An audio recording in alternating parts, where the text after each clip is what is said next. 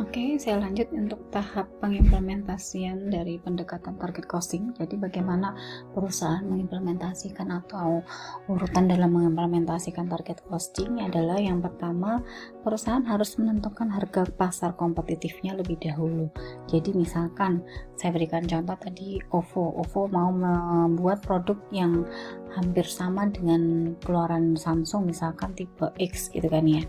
Maka OVO harus bisa mengetahui berapa harga di pasar untuk handphone tipe X tadi, misalkan harganya 3 juta atau 3,5. Maka tentunya kalau misalkan OVO mau memproduksi produk yang sama tapi dengan harga yang bersaing, tentunya harusnya di bawah harganya Samsung. Misalkan Samsung berikan harga 3,5, mungkin dia di harga 3 atau di 32 misalkan seperti itu. Jadi sudah menentukan harga pasarnya dulu. Anggap saja misalkan harga kompetitifnya dia mau bermain di harga 3 juta. Kemudian yang kedua, menentukan laba yang diharapkan. Laba yang diharapkan dari produk tersebut berapa? Ini biasanya tentunya perusahaan harus tidak menentukan langsung, oh saya maunya dari 3 juta itu labanya 1 juta. Tentu nilai 1 juta itu bisa diperoleh dari perusahaan menganalisis lebih dahulu ya. Misalkan melihat dari return of investasinya atau return of asetnya, sehingga nanti akan diketahui persentase tingkat pengembalian yang diinginkan atau laba yang diinginkan. Misalkan adalah ketemu angka 10% atau misalkan 1 juta dan seterusnya. Kemudian misalkan dari situ sudah kita temukan berapa harganya, misalkan 3 juta, dan 3 juta itu labanya 1 juta misalkan ya. Kemudian maka kita bisa menghitung target biayanya. Target biayanya berarti adalah harga kompetitif dikurangi dengan laba tadi 3 juta dikurangi 1 juta, maka ketemu 2 juta. Ini adalah target costingnya. Sehingga perusahaan mau tidak mau harus memproduksi HP tersebut dengan biaya produksi sejumlah 2 juta. 2 juta itu berarti harus ditentukan berapa bahan bakunya, BTKL dan juga BOP-nya itu harus 2 juta. Itu untuk satu unitnya maksud saya ya. Kemudian yang langkah selanjutnya adalah menggunakan rekayasa nilai untuk mengidentifikasi cara-cara yang dapat digunakan agar terjadi penurunan biaya produksi. Jadi gimana caranya? Dia bisa memproduksi produk yang sama tapi dengan biaya yang relatif murah tadi, yaitu 2 juta tadi, ya kan? Berarti dengan cara tadi ya, cara-caranya ada, alatnya bisa beberapa cara yang saya sebutkan di awal, dari yang ada value engineering ataupun re-engineering dan satunya tadi. Kemudian yang berikutnya adalah mengestimasi biaya-biaya setelah rekayasa nilai. Setelah melakukan rekayasa nilai atau alat-alat yang digunakan untuk mencapai target costing tadi, tentunya menghitung lagi estimasi biayanya berarti berapa. Misalkan saya mau menggunakan cara value engineering. Value engineering tadi adalah mengganti bahan tertentu misalkan atau fitur tertentu di dalam HP gitu kan ya, yang sebenarnya tidak terlalu dimanfaatkan oleh customer atau pelanggan atau konsumen gitu kan ya. Maka itu akan dikurangi. Setelah dikurangi, berapa kira-kira biayanya? Apakah biayanya sudah bisa mencapai target tadi gitu kan ya.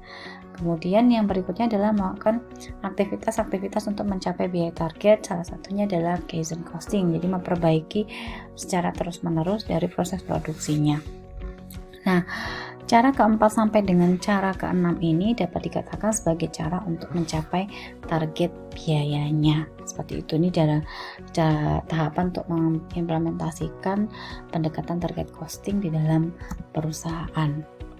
Rekayasa nilai. Tadi kita sempat menyebutkan ada rekayasa nilai. Jadi rekayasa nilai sendiri ini digunakan dalam target costing untuk menurunkan biaya produksi, atau kita sebut tadi alat untuk mencapai target costing.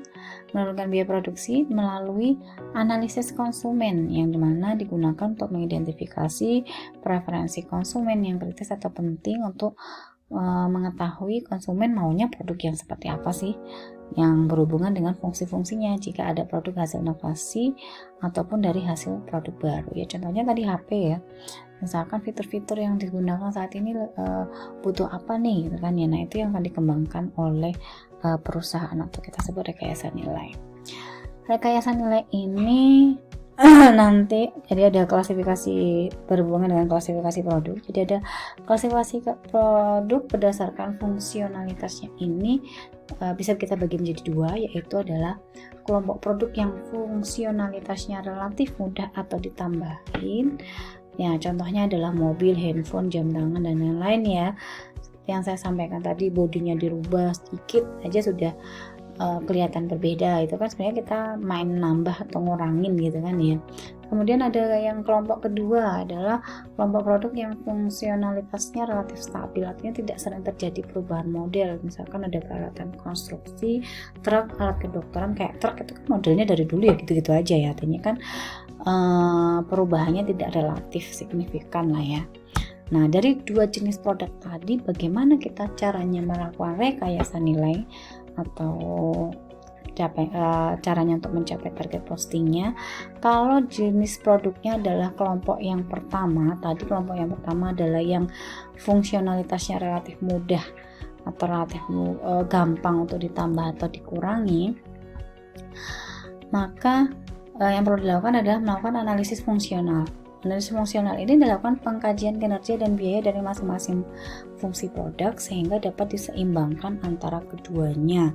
Idealnya adalah kinerja atau fungsi produk yang diharapkan konsumen atau preferensi konsumen tercapai dengan tetap mempertahankan biaya rendah, proses benchmarking, mengikuti hal-hal positif yang pernah dijalankan oleh perusahaan-perusahaan sejenis untuk ikut dilibatkan. Jadi untuk yang tadi ya, contohnya ya OVO dan Samsung tadi untuk yang kelompok satu. Jadi kita relatif misalkan ada fitur-fitur HP yang sebenarnya dia tidak terlalu dimanfaatkan oleh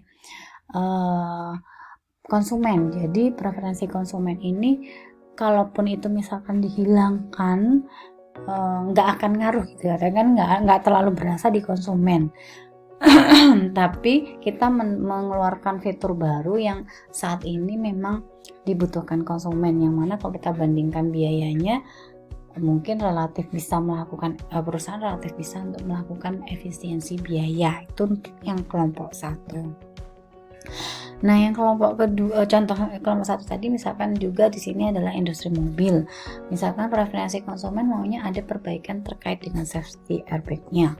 Produsen akan melakukan analisis fungsionalnya dengan mencari informasi berapa biaya yang akan dikeluarkan untuk perbaikan safety airbag-nya. Jadi ini preferensi konsumennya adalah perbaikan safety airbag. Kemudian produsen berarti untuk memenuhi preferensi konsumen tersebut, dia harus mencari tahu dulu kan informasi biaya yang dikeluarkan kalau memperbaiki safety airbag ini seperti berapa gitu kan. Kemudian membandingkan dengan kendala-kendala target costingnya. Nah, apakah dengan perbaikan safety airbag itu dapat memenuhi target costing atau tidak? Kalau misalkan ternyata tidak bisa, ya berarti kita tidak bisa memaksakan untuk mengganti safety airbag-nya. Tapi kita bisa mencari cara-cara yang bisa kembali mencapai target costing sehingga preferensi konsumen dapat tercapai.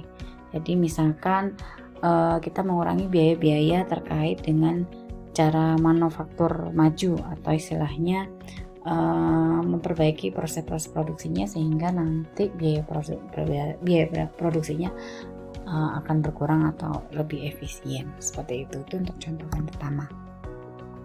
Sedangkan untuk produk yang kedua tadi adalah produk yang relatif tidak mudah ditambah atau dikurangi tadi fungsionalitasnya ya. Nah, ini contohnya tadi adalah alat-alat konstruksi, alat-alat kedokteran, dan juga truk misalkan. Biasanya untuk kelompok produk yang kedua ini bagaimana rekayasa nilainya adalah dengan menggunakan analisis desain. Jadi hanya bermain pada desain produknya saja. Jadi tim desain menyiapkan beberapa desain produk yang memiliki biaya rendah dan kompetitif, di mana setiap desain punya keistimewaan yang serupa, tetapi tampilan dan biayanya berbeda. Tim desain bekerja bersama dengan seorang manajemen biaya untuk dapat menentukan desain yang terbaik dengan tidak melebihi target costing sekaligus memenuhi preferensi konsumen. Jadi untuk truk itu kan modelnya gitu aja kan ya, di belakangnya ada bak truknya gitu kan ya. Berarti untuk biar kita bisa memenuhi preferensi konsumennya, berarti ya biasanya hanya bermain di desain produknya saja, tidak mengganti bahan-bahannya tadi ya. Seperti itu yang untuk rekayasa nilai untuk kelompok kedua. Nah, apa itu Kaizen costing? Tadi sempat kita sampaikan di awal bahwa sistem biaya mutu total itu ada dua, ada target costing dan juga ada Kaizen costing. Kalau target costing tadi fokus ke efisiensi biaya terkait dengan proses pendesainan produk, sedangkan kalau Kaizen dia fokus pengurangan biaya atau efisiensi biaya terkait dengan aktivitas proses produksinya, biaya-biaya pada saat proses produksi. Jadi sama, tujuannya adalah untuk menurunkan biaya produksi terjadi dalam proses pengolahan produk. Jadi terjadinya pada saat proses pengolahan produk, berbeda dengan target costing terjadinya dalam proses desain produknya. Itu bedanya dengan target costing dengan Kaizen costing. Penyempurnaan yang berkesinambungan dengan melibatkan semua orang dalam organisasi, jadi semuanya harus terlibat untuk bisa mencapai efisiensi biaya ini. Nah, biasanya Kaizen ini memayungi sebagian besar praktik-praktik kegiatan produksi seperti praktik-praktik kegiatan orientasi pelanggan, robotik, otomasi, CIT, dan kemudian tanpa catat dan lain-lain. Biasanya untuk yang kegiatan-kegiatan produksi seperti itu menggunakan yang namanya Kaizen costing. Seperti itu penjelasan dari saya, semoga bisa dapat dipahami dan bermanfaat. Terima kasih. Assalamualaikum warahmatullahi wabarakatuh.